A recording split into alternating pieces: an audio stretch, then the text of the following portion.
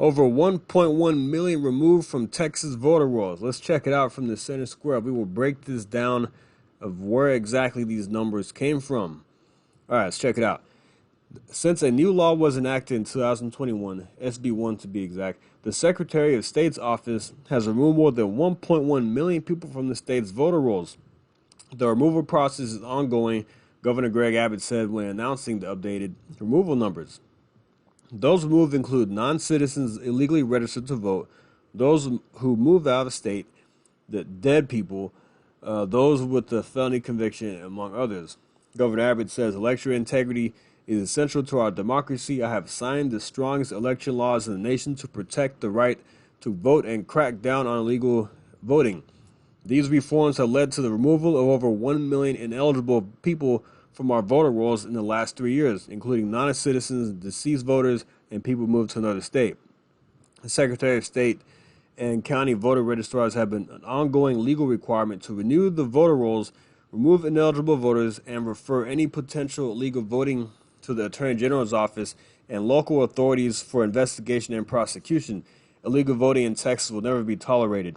We will continue to actively safeguard Texans' sacred right to vote while aggressively protecting our elections from illegal voting.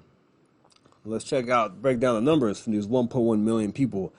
The majority removed total over 463,000 on the suspense list, followed by more than 457,000 deceased, 134,000 voters who responded to an address confirmation that they had moved, 65,000 who failed to respond to a notice of examination, 19,000 who requested to cancel their voter registration, 6,500 non-citizens, and 6,000 with a felony conviction. Of the more than 6,500 potential non-citizens who were removed from the voter rolls, approximately 1,930 have a voter history, according to the data. Secretary of State's office is in the process of sending all the 1,930 records to the Attorney General's office for investigation and potential legal action. Yeah, so one is too many. You may think some people may say, "Well, that's nothing. 6,500 potential illegal aliens, 1,900 voter history. 1,900 in a small swing state can tip the balance of the election. 1,900 people voting can tip the scale of election in a county or in a small swing state.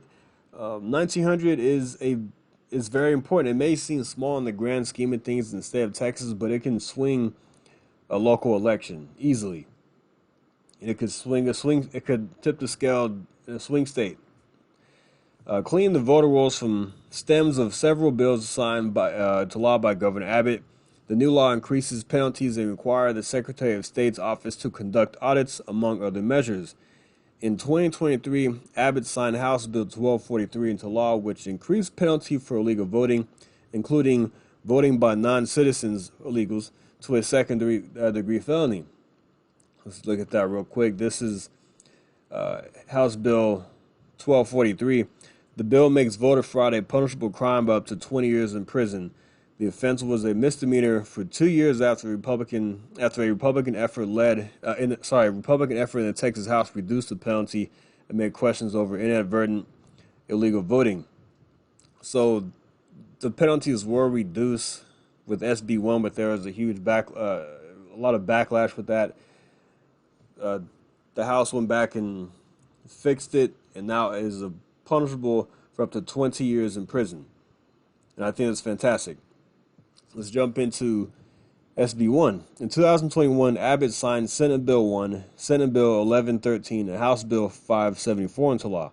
Senate Bill 1 implemented several changes, including increasing the penalty for lying on a voter registration form to a jailable felony, criminalizing ballot harvesting, banning local jurisdictions from distributing unsolicited mail-in ballot applications and ballots as Harris County attempted to.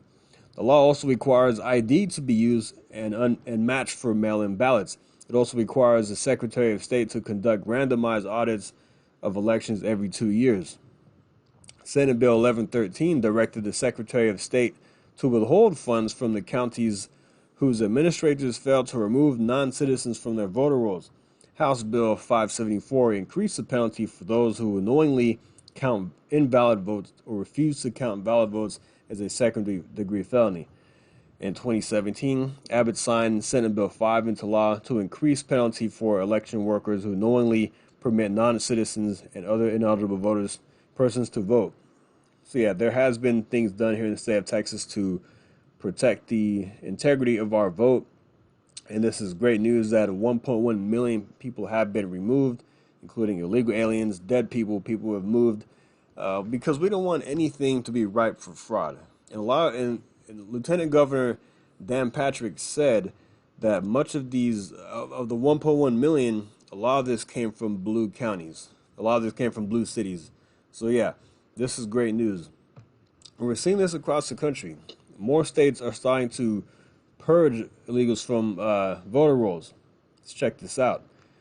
Even if it's not a lot, it is still very important to get people who are not here illegally to get them off the voter rolls. Now it says Alabama has identified over 3,200 non-citizens registered to vote in the state and ordered county officials to inactivate voters.